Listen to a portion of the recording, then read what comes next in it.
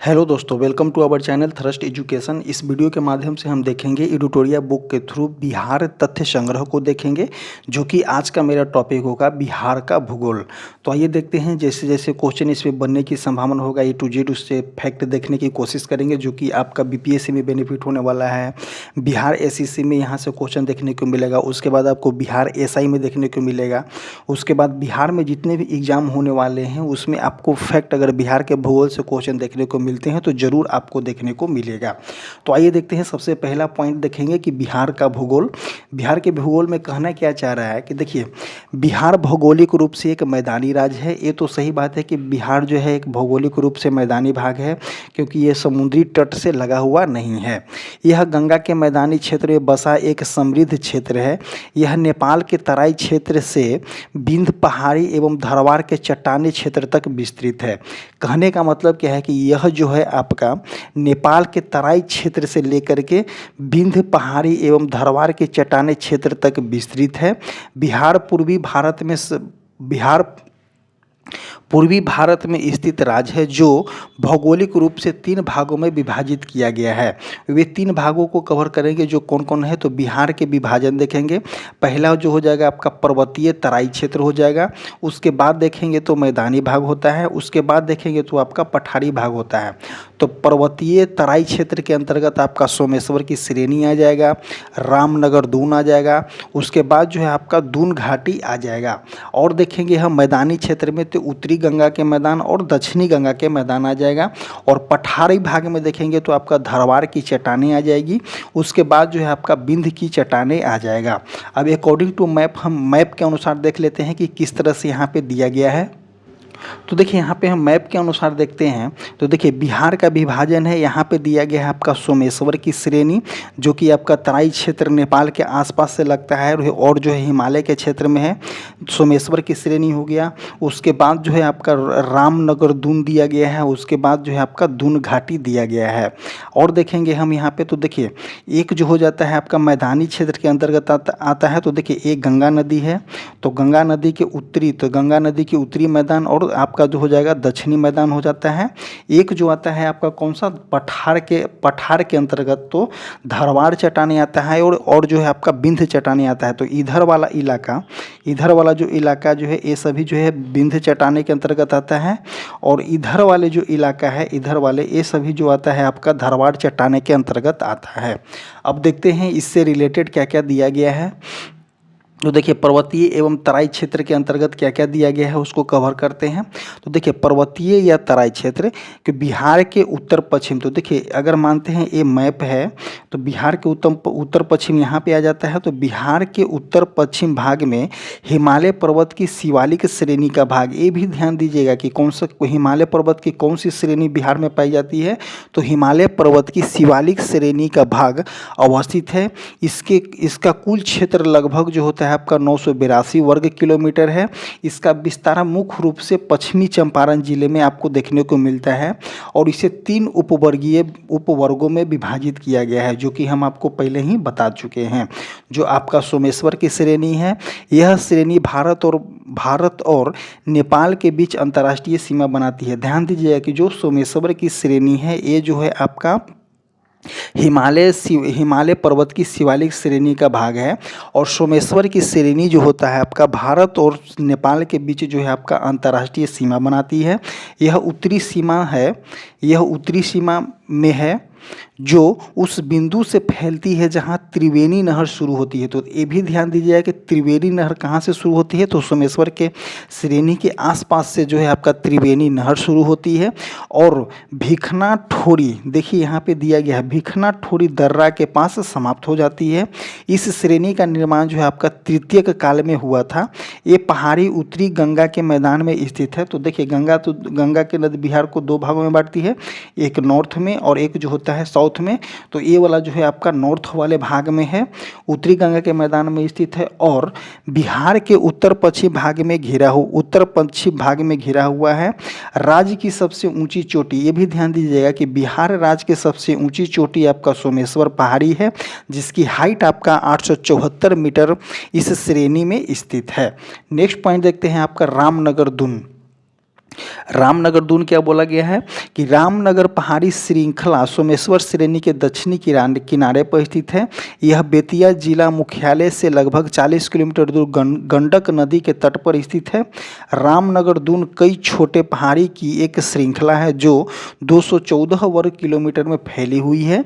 इस श्रेणी के रूप में इसे दक्षिणी श्रेणी के रूप में देखा जाता है। यह दक्षिणी पर्वतमाला 32 किलोमीटर लंबा और 6 से 8 किलोमीटर चौड़ा है। इस श्रेणी की सबसे ऊंची चोटी संतपुर, ध्यान दीजिएगा कि रामनगर दून की सबसे ऊंची चोटी जो है आपका संतपुर है, जो कि आपका 242 मीटर है के निकट है। हरहा नदी घाटी रामनगर दून के उत्तर पश्चिमी में स्थित है। तो देखिए बिहार में एक कौन सी घाटी है, तो हरहा नदी घाटी जो होता है आपका रामनगर दून के उत्तर पूर्वी में स्थित है। आगे देखेंगे आपका दून घाटी। यह घाटी जो होता है, यह घाटी सोमेश्वर और रामनगर पर्वत के बीच स्थित है। इसे दून वैली के नाम से भी जाना जाता है। यह 21 किलोमीटर लंबा और 152 मीटर ऊंचा है। यह 214 वर्ग किलोमीटर के क्षेत्र में फैला हुआ है। इस घाटी की अधिकतम ऊंचाई जो है लगभग आपका 240 मीटर है। नेक्स्ट क्वेश्चन देखते हैं आपका मैदानी भाग। तो देखते हैं मैदानी क्षेत्र में, तो बिहार के कुल भूभाग का 96% भाग जो है आपका मैदानी है, ठीक है। और इस मैदानी भाग का निर्माण जो होता है आपका गंगा और उसकी सहायक नदियों के निक्षेप से होता है। इस मैदान के मध्य से गंगा नदी निकलती है और गंगा नदी की अवस्थिति के आधार पर इसे दो वर्गों में जो है आपका दो उपवर्गों में विभाजित किया गया है। अगर मानते हैं कि ये जो है आपका बिहार का मैप जो है, अगर हम इस तरह से लेते हैं एज एग्जांपल, तो यहाँ से देखिए गंगा नदी जो आती है, गंगा नदी यहाँ से आती है, तो गंगा नदी जो है नॉर्थ और साउथ दो भागों में विभाजित कर देती है। तो मैदानी भाग को, बिहार के 96% मैदानी भागों को गंगा नदी के द्वारा जो है दो उपवर्गों में विभाजित किया जाता है। तो उत्तरी गंगा के मैदान और जो होता है आपका दक्षिणी गंगा का मैदान। नेक्स्ट देखेंगे उत्तरी गंगा के मैदान के अंतर्गत, तो यह मैदान जो होता है नदी के उत्तर में स्थित है। यह मैदान का निर्माण जो होता है आपका गंडक नदी, घाघरा नदी, बूढ़ी गंडक, बागमती नदी, कमला बलान नदी, कोसी नदी, महानंदा जैसे नदियों के जलोढ़ निक्षेपों से हुआ है। यह तिरहुत, सारण, पूर्णिया, दरभंगा, कोसी डिवीजन को कवर करता है। और पश्चिम में जो है घाघरा, गंडक, दोआब से लेकर पूर्वी में महानंदा नदी तक फैला हुआ है। जैसे कि देखिए पश्चिमी जो होता है, बोलना क्या चाह रहा है कि पश्चिमी यहाँ पे पार्ट है, तो पश्चिमी और पूर्व क्या बोला गया है कि पश्चिम में घाघरा, गंडक, दोआब से लेकर के पूरब में जो है आपका महानंदा नदी तक फैला हुआ है। इस मैदान का उत्तरी पश्चिम भाग जो पूर्वी एवं पश्चिमी चंपारण जिले में स्थित है, अधिक ऊंचाई वाले तराई क्षेत्र के रूप में जाना जाता है। इस मैदान का ढाल उत्तर से दक्षिण है। देखिए ध्यान दीजिएगा, इस मैदान का ढाल कब से है, तो उत्तर से दक्षिण है। इस तरह से जो है आपका ढाल दिया गया है। और उत्तर पश्चिम से दक्षिण पूर्व की ओर है। इस मैदान का उत्तरी भाग जो होता है आपका अपेक्षाकृत ज़्यादा ऊंचा है। यह जलोढ़ पंखों का स्थान है जिसका निर्माण गंडक नदी, बूढ़ी गंडक, कोसी और महानंदा नदी के तलछट से हुआ है। उत्तरी बिहार का मैदान यह दोआब, दो मिलती हुई नदियों के बीच की भूमि में विभाजित किया गया है। जैसे कि आपका घाघरा, गंडक दोआब, गंडक कोसी दोआब और कोसी महानंदा दोआब। तो इसको ध्यान दीजिएगा कि सबसे मेन पॉइंट यहाँ पे आएगा कि आपका जो है बिहार जो है, अगर मान लेते हैं कि बिहार का मैप हमारा इस तरह का है, बिहार का मैप जो है हमारा इस तरह का दिया गया है। इन केस अगर हम बिहार के मैप को लेते हैं तो इस तरह से हमारा बिहार का मैप यहाँ पे दिया गया है। तो देखिए ये जो हो जाता है आपका नॉर्थ हो जाता है, ये जो हो जाएगा आपका साउथ हो गया। तो यहाँ से देखिए घाघरा नदी यहाँ से आती है। और देखिए क्योंकि ढलान जो है आपका उत्तर से दक्षिणी ढलान है, तो घाघरा नदी यहाँ से आएगी और घाघरा गंडक दोआब हो जाएगा। घाघरा गंडक दोआब हो जाता है। उसके बाद गंडक और कोसी दोआब हो जाता है और कोसी और महानंदा दोआब हो जाता है। तो घाघरा गंडक दोआब हो गया, गंडक कोसी दोआब हो जाएगा और कोसी महानंदा दोआब हो जाएगा। इस पॉइंट को याद रखिएगा क्योंकि ये क्वेश्चन जो है आपको एग्जाम में बीपीएससी में देखने को मिलेगा। बिहार एसएससी में इस तरह से क्वेश्चन आपको देखने को मिलता है। नेक्स्ट पॉइंट हम यहाँ से देखते हैं आपका कि दक्षिणी गंगा का मैदान। तो देखते हैं दक्षिणी गंगा नदी के दक्षिण और दक्षिण के पठारी क्षेत्र के मध्य दक्षिणी गंगा का मैदान अवस्थित है। उत्तरी गंगा के मैदान की तुलना में इसका आकार जो है आपका छोटा है, तो स्वाभाविक है कि उत्तरी गंगा के मैदान के अंतर्गत जो है आपका दक्षिणी वाला मैदान जो है आपका छोटा है। यह एक त्रिकोणीय आकार का मैदान है और इसे मगध के मैदान के नाम से जाना जाता है। यह उत्तर में गंगा नदी, पूर्व में ताल क्षेत्र एवं दक्षिण में दक्षिणी पहाड़ी इलाका जैसे और पश्चिम में सोन नदी से घिरा हुआ है। इसमें जो है आपका गया आ जाता है, जहानाबाद आ जाता है, औरंगाबाद, पटना, नालंदा, नवादा जिले शामिल होते हैं। इस मैदान का निर्माण जो है गंगा नदी इसकी मुख्य सहायक नदी है और पुनपुन, सोन, फल्गु नदी की सहायक नदियों द्वारा हुआ है। इस मैदान का ढाल जो है आपका दक्षिण पश्चिम से लेकर के आपका उत्तर पूर्व की ओर है। इस क्षेत्र को 3 उपवर्गीयों में बांटा गया है। वे कौन कौन से 3 उपवर्गीय हैं? तो गंगा सोन दोआब होता है, मगध का मैदान होता है, एक जो है आपका अंग का मैदान होता है। तो ध्यान दीजिएगा कि देखिए दक्षिण उत्तरी भाग को भी जो है आपका 3 उपवर्गीयों में विभाजित किया गया है। तो घाघरा गंडक दोआब हो जाता है, गंडक और सोन दोआब होता है, सोन और महानंदा दोआब होता है। उसी प्रकार जो है आपका दक्षिणी गंगा के मैदान को भी 3 उपवर्गीयों में बांटा गया है। गंगा सोन दोआब होता है, उसके बाद मगध का मैदान होता है, उसके बाद जो होता है आपका अंग का मैदान होता है। अब तीसरा पार्ट में हम देखेंगे आपका पठार।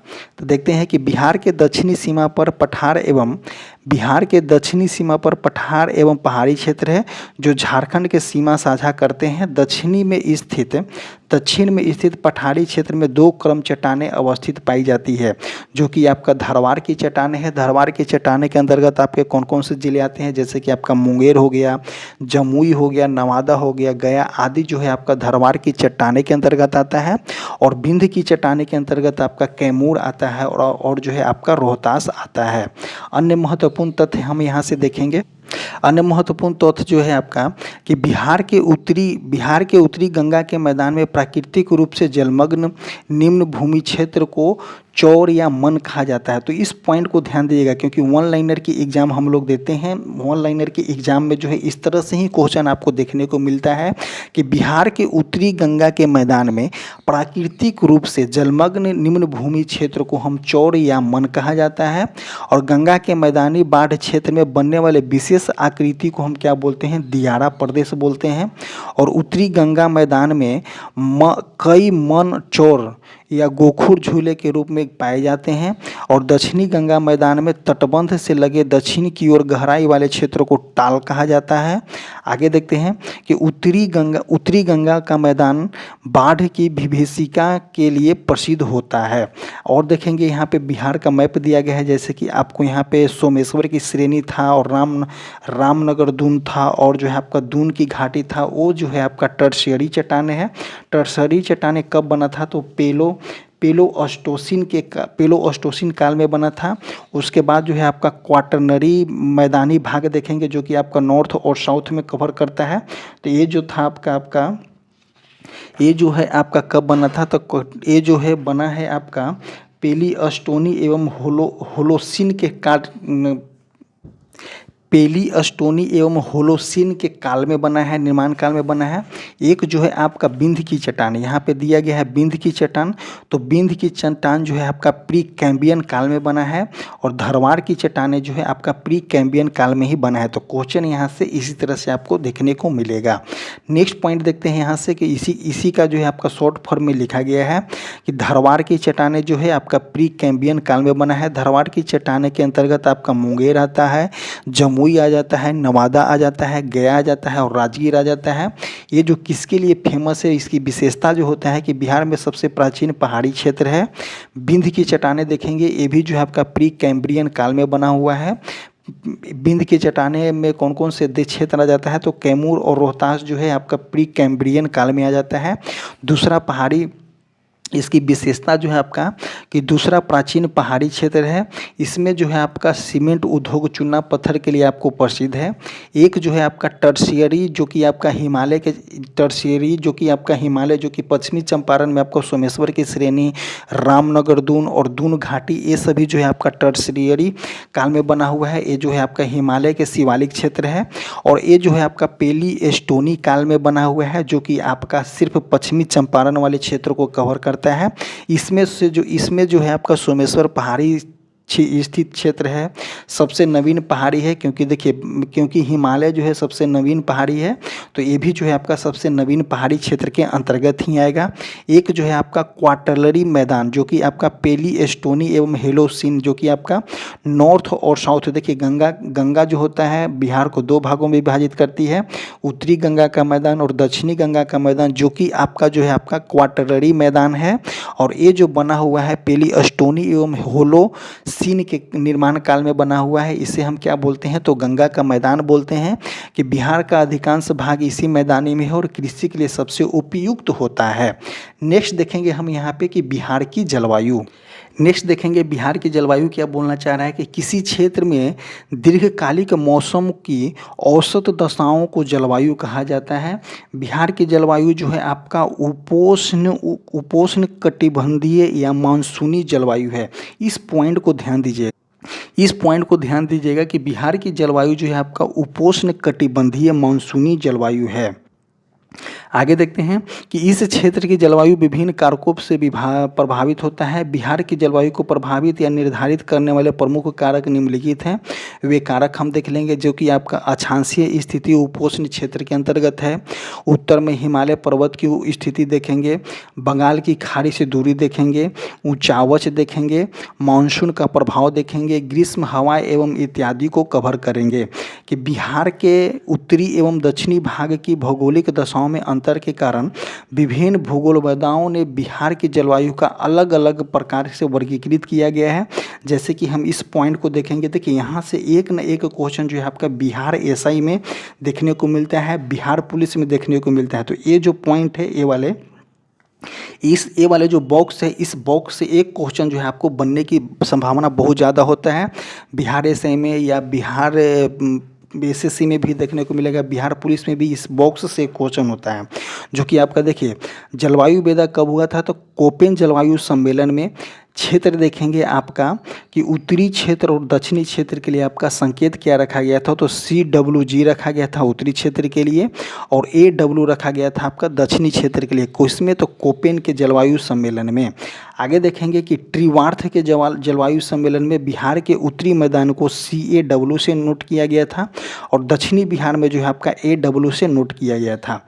आगे देखेंगे थॉर्नवेस्ट के जलवायु सम्मेलन में, तो उत्तरी पश्चिमी संकीर्ण क्षेत्र बिहार के CB-W से नोट किया गया है और शेष बिहार को जो है आपका CA-W से नोट किया गया है। इस पॉइंट के इस बॉक्स की अगर बात करते हैं तो इस बॉक्स से एक न एक क्वेश्चन आपको एग्जाम में जरूर देखने को मिलता है। तो इस बॉक्स को रट जाना है। और सबसे मैक्सिमम क्वेश्चन जो है आपका कोपेन से देखने को मिलता है कि कोपेन के अनुसार जो है बिहार के उत्तरी क्षेत्र को किस संकेत के अंतर्गत रखा गया है, तो CAW के अंतर्गत रखा जाता है। और कोपेन के अनुसार बिहार के दक्षिणी क्षेत्र को किस संकेत के अंतर्गत रखा जाता है, तो AW संकेतक के अंतर्गत रखा गया है। आगे पॉइंट देखते हैं यहाँ से कि बिहार में समानतः 3 ऋतुएं पाई जाती है। वे ऋतुएं कौन कौन से हैं, तो ग्रीष्म ऋतु है, जब सूर्य उत्तरायण की स्थिति में होता है तब तापमान में वृद्धि से वायु दाब में कमी आने लगती है। यह मार्च से मध्य जून में स्थिति में होता है। इस मौसम में पश्चिमी और मध्य बिहार में गर्म हवाएं चलती है, जिसे हम क्या बोलते हैं, लू बोलते हैं। इस मौसम में तापमान जो होता है आपका 32 डिग्री सेल्सियस होता है। सबसे गर्म स्थान गया होता है जो कि आपका 47 डिग्री सेल्सियस होता है। और मानसून आने के पूर्व बिहार में बंगाल की खाड़ी में आने वाले उष्णकटिबंधीय चक्रवातों के कारण वर्षा होती है, जिसे हम क्या बोलते हैं तो नार्वेस्टर या काल बैसाखी के रूप में जाना जाता है। नेक्स्ट पॉइंट यहाँ से देखेंगे आपका वर्षा ऋतु। तो वर्षा ऋतु जो होता है आपका कि जून के मध्य से लेकर के अक्टूबर के मध्य के बीच के समय को बिहार में वर्षा ऋतु के रूप में जाना जाता है। बिहार में मानसून का प्रवेश जो होता है आपका मध्य जून में होता है, जो कि 12 या 15 जून के आसपास में जो होता है आपका प्रवेश होता है। और बिहार में जुलाई एवं अगस्त में अधिक वर्षा होती है। बिहार में औसतम वर्षा, इसको ध्यान दीजिए कि बिहार में औसतम वर्षा जो होता है आपका 112 सेंटीमीटर होता है। और वर्ष 2023-24 में सर्वाधिक वर्षा जो होता है आपका किशनगंज में हुआ है, जो कि आपका 204.7 सेंटीमीटर हुआ है। और सबसे कम वर्षा जो है आपका अरवल में हुआ है कि 63.5 सेंटीमीटर जो है आपका सबसे कम वर्षा अरवल में हुआ है। और बिहार में औसतम वर्षा आपका 112 सेंटीमीटर होता है। अगर वही बात करते हैं कि भारत में औसतम वर्षा पूछा जाता है तो 120 सेंटीमीटर, 118-120 सेंटीमीटर लिया जाता है। आगे देखते हैं कि बिहार में दक्षिणी पश्चिमी मानसून की बंगाल की खाड़ी की शाखा में सर्वाधिक वर्षा होती है। और बिहार में उत्तरी भाग अधिक वर्षा प्राप्त करता है, जिसके कारण उत्तरी बिहार बाढ़ से तथा दक्षिणी बिहार का कुछ भाग जो होता है आपका सूखा रह जाता है। कहने का मतलब क्या है कि बिहार में जो है दक्षिणी पश्चिमी मानसून से अधिक वर्षा होती है। और जो है आपका दक्षिणी पश्चिमी मानसून की बंगाल की खाड़ी की शाखा से सबसे अधिक वर्षा होती है। और बिहार में उत्तरी भाग में अधिक वर्षा प्राप्त होती है, जिसके कारण जो होता है वहाँ पे बाढ़ की स्थिति होती है। और दक्षिणी भाग का कुछ भाग जो है आपका सूखा रह जाता है। आगे देखते हैं शीत ऋतु देखेंगे तो 3 ऋतु बिहार में देखने को मिला। एक ग्रीष्म ऋतु, एक जो हो जाता है आपका वर्षा ऋतु है, एक जो है आपका शीत ऋतु है। इसका काल जो होता है आपका मध्य अक्टूबर से फरवरी माह तक होता है। मानसून लौटने के साथ बिहार में शीत ऋतु जो होती है आपका प्रारंभ हो जाती है। बिहार में दिसंबर एवं जनवरी माह में सर्वाधिक ठंडा वाला होता है। सर्वाधिक ठंडा जिला आपका गया होता है। और सबसे ज़्यादा गर्म जिला भी आपका गया है बिहार में। और सबसे ज़्यादा ठंडा वाला जिला भी आपका बिहार में है, गया में है। आगे देखेंगे कि दिसंबर जनवरी माह में भूमध्य सागर से आने वाली शीतोष्ण चक्रवात के कारण पश्चिमी एवं मध्य बिहार में हल्की वर्षा होती है। यह वर्षा रबी फसल के लिए लाभदायक होता है। तो देखिए ये पॉइंट जो है आपका, एक पॉइंट जो है एक वन लाइनर में देखने को मिलता है क्या कि बिहार में जब दिसंबर जनवरी माह में वर्षा होती है तो किसके कारण से होता है, तो भूमध्य सागर से आने वाले शीतोष्ण चक्रवात के कारण से होता है। इसको ध्यान दीजिएगा, जो कि आपका बिहार में अगर ये वर्षा बरसती है तो बिहार के लिए फायदे के काम करता है, क्योंकि रबी फसल के लिए जो होता है पानी मिल जाती है और लाभदायक होता है। अत्यधिक ठंड बिहार में रबी फसल के लिए काफ़ी लाभदायक है। तो जब बिहार में ज़्यादा ठंड गिरेगा तो देखिए बिहार में जैसे ही ज़्यादा ठंड गिरेगा तो रबी फसल के लिए बहुत ही लाभकारी होता है। आगे देखेंगे कि बिहार में कृषि जलवायु क्षेत्र को कवर करेंगे। तो बिहार में कृषि के दशाएं एवं फसल वर्गीकरण के आधार पर कृषि जलवायु क्षेत्र को 3 वर्गों में विभाजित किया गया है। दक्षिणी बिहार के तीसरे वर्ग को 2 उपवर्गों में विभाजित किया गया है। कहने का मतलब क्या है कि देखिए बिहार के जो होता है आपका कृषि जलवायु क्षेत्र को 3 भागों में विभाजित किया गया है। और जो तीसरा भाग है उसको 2 उपवर्गों में जो है विभाजित किया गया है। अब यहाँ पे हम देखेंगे जोन वन में क्या कहना चाह रहा है कि बिहार के उत्तरी पश्चिम क्षेत्र में दर्शाता है।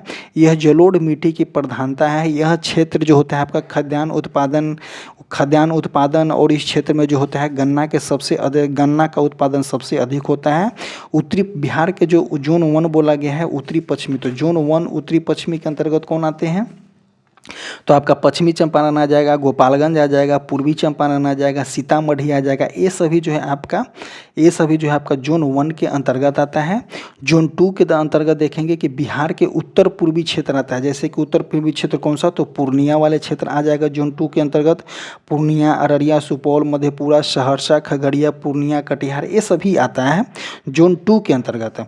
इस क्षेत्र में खाद्यान्न फसलों के साथ साथ वर्षा आधारित फसलों का प्रधानता है। इस क्षेत्र में आपका मक्का देखने को मिलता है, चाय देखने को मिलता है, जूट का उत्पादन होता है। आगे देखेंगे जोन 3A, क्योंकि 3rd को जो है 2 भागों में उपवर्गीय किया गया है। तो जोन थर्ड ए जो होता है आपका बिहार के दक्षिणी पूर्वी भाग को दर्शाता है। इस क्षेत्र में वर्षा की कमी के कारण जो होता है खदान फसलों की जगह मोटे अनाज की प्रधानता होती है। जोन थर्ड ए के अंतर्गत जो है आपका शेखपुरा आता है, भागलपुर, मुंगेर, जमुई, बांका ये सभी आता है। और जोन थर्ड बी जो होता है आपका बिहार के दक्षिणी पश्चिमी भाग को दर्शाता है। इस क्षेत्र में सोन सिंचाई नहर प्रणाली के कारण जो होता है आपका खदान फसलों का उत्पादन की प्रधानता देखने को आपको मिलता है। इस क्षेत्र के अंतर्गत जो है आपका बक्सर, कैमूर, रोहतास, भोजपुर, अरवल, औरंगाबाद, जहानाबाद, नालंदा, नवादा, गया ये सभी क्षेत्र आता है। अब इसी को हम मैप के अनुसार देखते हैं कि किस तरह से मैप के अनुसार इसमें दिया गया है। मैप के अनुसार देखेंगे तो देखिए यहाँ पे कौन सा दिया गया है, यहाँ पे जोन 1 दिया गया है। इसी को लेंगे तो यहाँ पे आपका जोन 2 दिया गया है। यहाँ पे जोन जो है आपका 3A दिया गया है। यहाँ पे 3 जो है आपका B दिया गया है। और जो है आपका दक्षिण में झारखंड से लगता है और जो है आपका पश्चिम में उत्तर प्रदेश से लगता है। अब देखिए जोन 1 के अंतर्गत कौन कौन से क्षेत्र आए हैं, तो जोन 1 के अंतर्गत आपका पश्चिमी चंपारण हो जाता है, गोपालगंज हो जाता है, पूर्णिया पूर्वी चंपारण हो जाता है। तो आप जो है इसको पूरा याद कर लीजिएगा, क्योंकि एग्जाम में इस तरह से देखने को कभी कभी जोन 1 के अंतर्गत कौन कौन से आते हैं, कृषि क्षेत्र के जोन 1 के अंतर्गत, जोन 2 के अंतर्गत। तो देखिए इसमें जो होता है जोन 1 के अंतर्गत में जो है आपका गन्ना का खेती बहुत ज़्यादा होता है, यहाँ पे जलोढ़ मिट्टी पाई जाती है। जोन 2 के अंतर्गत जो होता है आपका जैसे कि पूर्णिया में तो सबसे ज़्यादा आपका जूट की खेती होती है। उसके बाद आप बता दें आपको किशनगंज में चाय की खेती होती है। और जो है आपका जोन 3 के अंतर्गत 3A के अंतर्गत बता दें आपको, तो ये जो होता है थोड़ा सा उपजाऊ यहाँ पे कम होता है, जो कि भागलपुर, बांका ये सभी क्षेत्र में मक्का की खेती, मोटे अनाज की खेती ज़्यादा होती है। उसके बाद थर्ड बी के अंतर्गत आपको बता देते यहाँ पे सोन नहर जाती है। यहाँ की जीवन रेखा जो है आपका सोन नहर है। सोन नहर के कारण जो है आपका सबसे ज़्यादा उपजाऊ क्षेत्र होता है। आगे देखते हैं, ये सभी हो गया आपका कि बिहार के कृषि जलवायु क्षेत्र। नेक्स्ट पॉइंट देखते हैं यहाँ से हम। नेक्स्ट पॉइंट उसी को अकॉर्डिंग टू मैप दिया गया था। अब जोन 1 के अंतर्गत जो है आपका कितना जिला आता है, तो जोन 1 के अंतर्गत आपका 13 जिला आता है, जो कि आपका पश्चिमी चंपारण, पूर्वी चंपारण, शिवहर, सीतामढ़ी, मधुबनी, गोपालगंज, सिवान, सारण, मुजफ्फरपुर, दरभंगा, वैशाली, समस्तीपुर और बेगूसराय आता है। इस क्षेत्र में औसम वर्षा जो होता है आपका 104 से 145 सेंटीमीटर तक होता है। यहाँ खाद मिट्टी की प्रधानता पाई जाती है। और जो है यहाँ पे खाद मिट्टी की प्रधानता पाई जाती है। मुख्य फसल के रूप में यहाँ पे गन्ना होता है, धान, गेहूँ, अरहर, मक्का आदि होती है। आगे देखेंगे जोन 2 के अंतर्गत, तो जोन 2 के अंतर्गत जो है आपका 8 जिला आता है, जो कि आपका सुपौल, अररिया, किशनगंज, सहरसा, कटिहार, खगड़िया और पूर्वी चंपारण और मधेपुरा आता है। इस क्षेत्र में औसम वर्षा जो है आपका 120 से 140 सेंटीमीटर होता है। और बिहार की औसम वर्षा कितना है, तो 112 सेंटीमीटर रहता है। यहाँ पे औसम वर्षा से ज़्यादा इस क्षेत्र में वर्षा होती है। और यहाँ पे जूट, धान, चाय, मक्का आदि की खेती के लिए प्रधान है। आगे देखेंगे जोन 3A के अंतर्गत जो है आपका 6 जिला आता है, जो कि आपका भागलपुर हो गया, बांका, मुंगेर, जमुई, शेखपुरा और लखीसराय होता है। इस क्षेत्र में औसम वर्षा जो है आपका 95 से 115 सेंटीमीटर तक होता है। यहाँ जो है आपका बांगर मिट्टी पाया जाता है। बांगर मिट्टी हम किसको बोलते हैं, तो जलोढ़ मिट्टी के पुरानी मिट्टी को हम बांगर मिट्टी बोलते हैं। और जलोढ़ मिट्टी के नई मिट्टी को हम खादर मिट्टी बोलते हैं। तो जलोढ़ मिट्टी के 2 भागों में विभाजित किया गया है, एक खादर मिट्टी और एक बांगर मिट्टी। तो देखिए बांगर मिट्टी जो होता है आपका जलोढ़ मिट्टी का पुरानी मिट्टी हो जाता है, और जो कि आपका जोन 3 के अंतर्गत आता है। और जोन 3B के अंतर्गत जो है आपका बक्सर आ गया, भोजपुर, पटना, अरवल, जहानाबाद, नालंदा, कैमूर, रोहतास, औरंगाबाद, गया, नवादा ये सभी जो है आपका जोन 2 के अंतर्गत आता है। और इसमें जो है आपका 11 जिले आपको देखने को मिलेंगे। नेक्स्ट पॉइंट देखते हैं, अगर आप हाई लेवल के बिहार में सबसे हाई लेवल की एग्जाम BPSC लेती है, तो BPSC लेगा तो आपको डायरेक्ट इसमें डिस्ट्रिक्ट भी दे देगा कि जोन 1 के अंतर्गत आपका कौन कौन से जिले आते हैं, उसको निम्न में से छांटे। तो देखिए जब हाई लेवल की एग्जाम में जाइएगा तो ये सभी क्वेश्चन आपको देखने को मिलते हैं। आगे पॉइंट देखते हैं कि आपका कि बिहार का अपवाह तंत्र को कवर करेंगे। तो देखिए बिहार की नदियाँ बिहार की नदियाँ जो है आपका कि बिहार अपवाह तंत्र की दृष्टि से एक समृद्धि राज्य है। यहाँ नदियाँ एवं उसकी सहायक नदियों का विस्तृत जाल है। अपवाह तंत्र के आधार पर बिहार की नदियाँ को जो है दो भागों में विभाजित किया गया है, दो वर्गों में विभाजित किया गया है। एक जो है आपका हिमालयी नदियाँ हैं, एक जो है आपका पठारी नदियाँ हैं। तो देखिए, जो आपका हिमालय के साइड से आता है, मतलब कि उत्तर के साइड से जितनी नदियाँ आता है वो आपका हिमालय नदियाँ हो जाता है। जैसे यह वर्ष भर जो है आपका हिमालय नदियाँ और पठारी नदियाँ, ये दोनों में अंतर देखेंगे। यह वर्ष भर जल प्रवाह वाली सदा नीरा नदियाँ हैं और यह जो है आपका पठारी भाग में यह वर्षा पर आधारित होता है। यह उत्तर से दक्षिण की ओर प्रभावित होता है, यह जो है आपका दक्षिण से उत्तर की ओर प्रभावित होता है। ये नदियाँ पूर्ववर्ती नदियाँ होता है, ये नदियाँ जो है आपका अनुवर्ती नदियाँ हैं। ये नदियाँ बड़े बड़े डेल्टा बनाती हैं, ये नदियाँ आपका डेल्टा नहीं बनाती हैं। ये नदियाँ जो है आपका बाल्य अवस्था में होता है और जो पठारी नदियाँ जो होता है ये आपका प्रौढ़ अवस्था में देखने को मिलता है। ये मार्ग परिवर्तन एवं गोखुर झील बनाने वाली नदियाँ होती है और इसमें देखेंगे यह सीधी गमन करने वाली नदियाँ होती है। अत्यधिक जल संग्रह के कारण बाढ़ का कारण बन जाता है, जैसे कि गंगा नदी, गंडक, कोसी, महानंदा और बागमती नदी। और यह जो होता है आपका सोन, पुनपुन, फल्गु, बाढ़ की संभावना यहाँ कम होती है। और सोन, पुनपुन, फल्गु, अजय नदी जो होता है आपका पठारी नदियाँ हैं। आगे देखते हैं, यहाँ पे आपका मैप के अनुसार दिखाया गया है कि बिहार की नदियाँ, जैसे कि यहाँ पे देखिए गंगा नदी का मैदान है, यहाँ से घाघरा नदी है, गंडक नदी है, उसके बाद आपका बूढ़ी गंडक आ रहा है, बागमती नदी आ रहा है, कमला नदी आ रहा है, कोसी नदी आ रहा है और यहाँ पे महानंदा नदी आ रहा है। तो और इसी तरह से मैप के अनुसार देखेंगे तो यहाँ पे देखिए गंगा नदी के देखिए कर्मनाशा नदी है, उसके बाद सोन नदी है, उसके बाद आपका पुनपुन नदी है, निरंजना नदी जिसको हम फल्गु नदी बोलते हैं, मेहसान नदी जाकर आपका फल्गु नदी में मिल रहा है, उसके बाद आपका क्यून नदी है। ये सभी नदियाँ जो है आपका पठारी नदियाँ हैं। बिहार के जितनी दक्षिणी भाग वाले नदियाँ हैं वो सभी पठारी नदियाँ हैं और बिहार के जितने उत्तरी वाले नदियाँ हैं जो आपका हिमालयन नदियाँ हैं, हिमालयी नदियाँ हैं। आगे बात करते हैं इसमें, यहाँ पे एक बॉक्स दिया गया है, देखते हैं इस बॉक्स के अनुसार। देखिए नदी दिया गया है, इसका उद्गम स्थान दिया गया है, नदी दिया गया है, इसका उद्गम स्थान दिया गया है और जो है आपका बिहार में प्रवेश करता है कहाँ पे और संगम इसका कहाँ पे है। तो देखिए बिहार में जो है गंगा नदी है जो कि जिसका उद्गम स्थान आपका गंगोत्री है। यह जो होता है आपका बिहार में बक्सर में प्रवेश करता है चौसा के पास में और जो है इसका संगम जो होता है आपका बंगाल की खाड़ी है। एक जो है आपका घाघरा नदी है जो कि आपका तिब्बत से आती है और सिवान में प्रवेश करता है और गंगा नदी सारण में जाकर के मिल जाती है। आगे देखेंगे गंडक नदी जो होता है आपका नेपाल से आती है और पश्चिमी चंपारण वाल्मीकि नगर में ये प्रवेश करती है और गंगा सोनपुर में जाकर के आपका मिल जाती है। आगे देखेंगे बूढ़ी गंडक नदी जो कि आपका सोमेश्वर श्रेणी से निकलती है और पश्चिमी चंपारण सोमेश्वर श्रेणी से निकलती है और पश्चिमी चंपारण में प्रवेश करती है और गंगा नदी में खगड़िया में जाकर के बूढ़ी गंडक नदी जो होता है आपका मिल जाती है। आगे देखेंगे बागमती नदी जो कि आपका महाभारत श्रेणी नेपाल से आती है और सीतामढ़ी में प्रवेश करती है और कोसी नदी में जाकर मिलती है। आगे देखेंगे कमला नदी जो है आपका महाभारत श्रेणी नेपाल से आती है और बिहार में मधुबनी में प्रवेश करती है और कोसी नदी में जाकर मिलती है। कोसी नदी को देखेंगे तो गोसाईनाथ स्थान नेपाल से आती है और सुपौल में प्रवेश करती है, बिहार में सुपौल में प्रवेश करती है और गंगा जो है कुर्सेला आपका कटिहार में जाकर के यह गंगा नदी में मिल जाती है।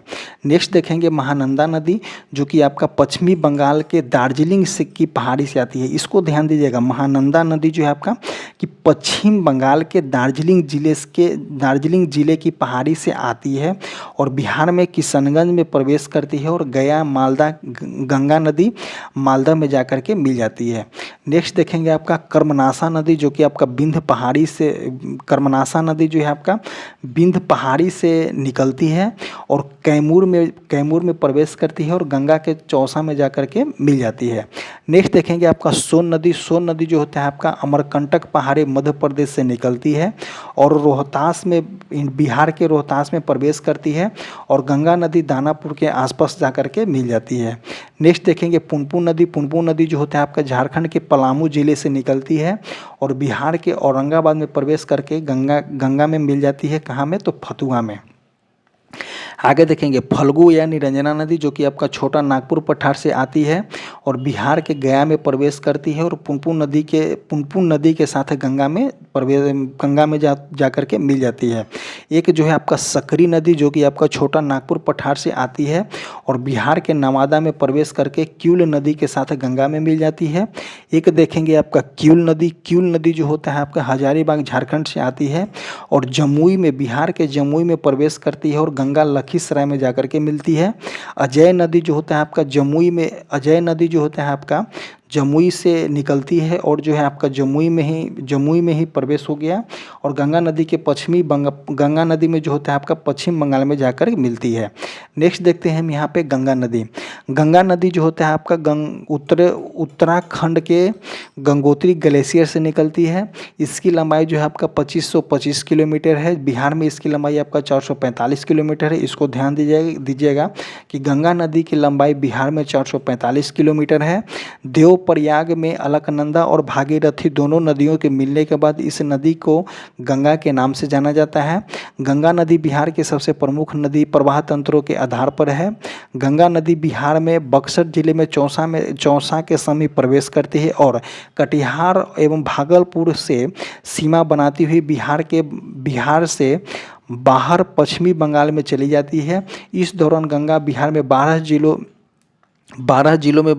जिलों जो कि आपका बक्सर, भोजपुर, सारण, पटना, वैशाली, समस्तीपुर, बेगूसराय, मुंगेर, खगड़िया, कटिहार, भागलपुर, लखीसराय से होकर के गुजरती है।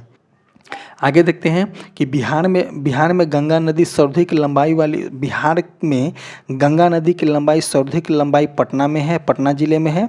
गंगा की सहायक नदियां में आपका घाघरा हो जाता है। गंडक, बूढ़ी गंडक, कोसी, सोन, पुनपुन आदि नदियां बिहार में गंगा से मिलती है, जबकि महानंदा और अजय नदी जो है आपका बिहार से बाहर गंगा नदी में मिलती है। कहाँ में मिलती है? तो आपका वेस्ट बंगाल में मिलती है।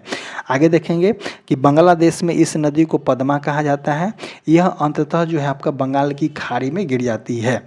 नेक्स्ट पॉइंट देखेंगे आपका घाघरा नदी जो है आपका यह मानसरोवर तिब्बत के पास से निकलती है और बिहार के सिवान में प्रवेश करती है और उत्तर प्रदेश और बिहार की सीमा बनाती हुई सारण में गंगा नदी में मिल जाती है। अन्य नाम इसको सरयू नदी भी बोला जाता है। घाघरा का अन्य नाम सरयू जो मैदानी भाग में है। गोगरा और करनाली जो है आपका नेपाल में बोला जाता है। इसकी सहायक नदियाँ आपका राप्ती हो गया, छोटी गंडक नदी हो गया, शारदा नदी हो गया, भेरी और सेती आदि नदी जो है आपका घाघरा की जो है सहायक नदियां हैं। आगे देखेंगे गंडक नदी। तो गंडक नदी को नारायणी जो कि आपका मैदानी भाग में इसको गंडक नदी को नारायणी मैदानी भाग में बोलते हैं। सप्त गंडकी भी बोला जाता है। सालीग्राम किसको बोला जाता है? तो गंडक नदी को सालीग्राम नेपाल में बोला जाता है। गंडक की मुख्य शाखा धौलागिरी और अन्नपूर्णा श्रेणी को पार करते हुए गौर्ज बनाती है और बिहार में भैंसा लोटन जो कि आपका पश्चिमी चंपारण में प्रवेश करती है। यह उत्तर प्रदेश और बिहार के बीच 45 किलोमीटर की सीमा बनाती है। इसकी सहायक नदियाँ आपका काली गंडक, त्रिशूला आदि है। इसमें मिलने वाले गोल गोल काले पत्थर को सालीग्राम कहा जाता है। तो गंडक नदी में आपका गोल गोल काले पत्थर मिलता है जिसको सालीग्राम बोला जाता है। आगे देखेंगे बूढ़ी गंडक नदी। ये जो होता है आपका सोमेश्वर श्रेणी के पश्चिमी भाग से निकल करके पश्चिमी चंपारण, पूर्वी चंपारण, मुजफ्फरपुर, समस्तीपुर, बेगूसराय जिले में बहती हुई अंत में खगड़िया जिले में गंगा में आकर के मिल जाती है। इसका अन्य नाम जो है आपका सिकरहना जो कि आपका ऊपरी भाग में बोला जाता है। इसकी सहायक नदियाँ जो है आपका मसान हो गया, बालोद हो गया, त्यूर हो गया, उसके बाद धनौती आदि जो है इसकी सहायक नदियां हैं। आगे देखते हैं नेक्स्ट पॉइंट, बागमती नदी। यह नेपाल में हिमालय की महाभारत श्रेणी से निकलती है। यह बिहार में सीतामढ़ी जिले में प्रवेश करती है और यह अंत में गंगा नदी में विलीन हो जाती है। यह पहले बूढ़ी गंडक से मिलती थी लेकिन अब यह कमला नदी से मिलकर के कोसी नदी में मिल जाती है। इसकी सहायक नदियाँ जो है आपका लालबकिया हो गया, लखनदेई हो गया, मनोहरा, अवधारा, मती, ये सभी जो है इसकी सहायक नदी है। नेपाल में इस नदी के तट पर काठमांडू और पशुपति मंदिर स्थित है। तो नेपाल में इस नदी के निकट जो है, नदी के तट पे काठमांडू जो होता है आपका बागमती नदी के तट पे है, और पशुपति मंदिर भी जो है आपका बागमती नदी के तट पे स्थित है। नेक्स्ट देखेंगे आपका कोसी नदी। तो यह नेपाल के उत्तरी पूर्वी में स्थित गोसाईनाथ स्थान से निकलती है। इसे नेपाल की सप्तकोसी कहा जाता है क्योंकि यह 7 धाराओं से बनती है। कोसी नदी बिहार में सुपौल जिले में प्रवेश करती है तथा कुशेला कटिहार में गंगा नदी में विलीन हो जाती है। कोसी नदी अपने मार्ग परिवर्तन एवं बाढ़ के लिए कुख्यात है, इसलिए इसे बिहार का शोक, बिहार का अभिशाप कहा जाता है। इसकी सहायक नदियाँ आपका अरुण हो गया, तमोर, अरुण नदी, तमोर, लिखी, दूध कोसी, तामा कोसी, इंद्रावती, सुन कोसी, ये सभी नदियाँ जो है आपका कोसी नदी की सहायक नदी है। नेक्स्ट पॉइंट देखेंगे हम यहाँ से महानंदा नदी। तो यह पश्चिमी बंगाल के दार्जिलिंग जिले के पहाड़ी से निकल करके किशनगंज, पूर्णिया और कटिहार होते हुए मालदा, पश्चिम बंगाल में गंगा में मिल जाती है। यह उत्तरी बिहार की सबसे पूर्वी नदी है। इसकी सहायक नदी आपका पनौड़ी, नागौर, बालसोर, मेची आदि नदियाँ हैं। आगे देखेंगे कर्मनाशा नदी। तो इसकी उत्पत्ति आपका विंध्य पहाड़ी से हुई है। यह बिहार में उत्तर प्रदेश की सीमा निर्धारित करती है, जो कि आपका चौसा, बक्सर में गंगा में मिल जाती है। यह दक्षिणी बिहार की सबसे पश्चिमी नदी है और कर्मनाशा नदी को अपवित्र नदी भी कहा गया है। आगे देखेंगे सोन नदी। तो यह मध्य प्रदेश के अमरकंटक पहाड़ी के मैकाल श्रेणी से निकलती है। यह रोहतास बिहार में गढ़वा जिले, जो कि आपका झारखंड के बीच से बिहार में प्रवेश करती है, और रोहतास तथा भोजपुर पूर्वी सीमा बनाते हुए मनेर, दानापुर में गंगा नदी में मिल जाती है। और यमुना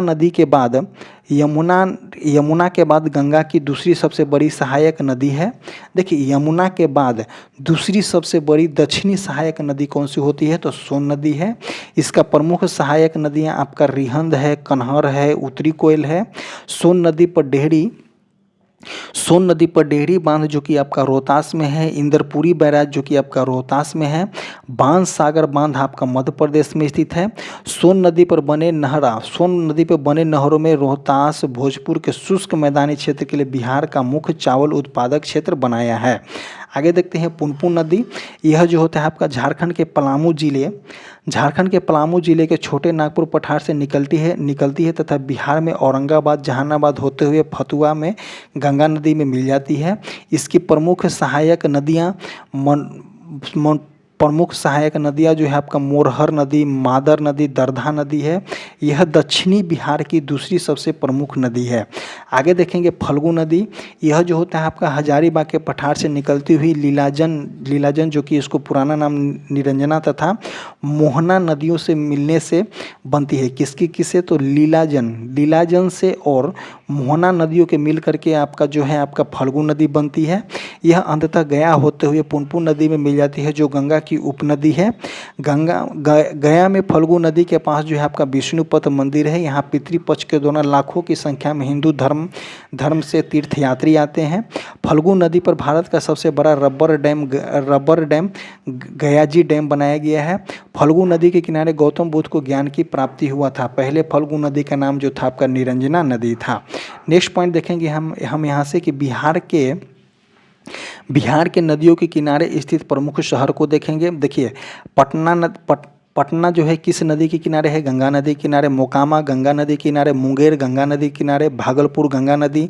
बक्सर जो हो गया गंगा नदी। छपरा जो है आपका घाघरा नदी के किनारे है। हाजीपुर गंडक नदी के किनारे है।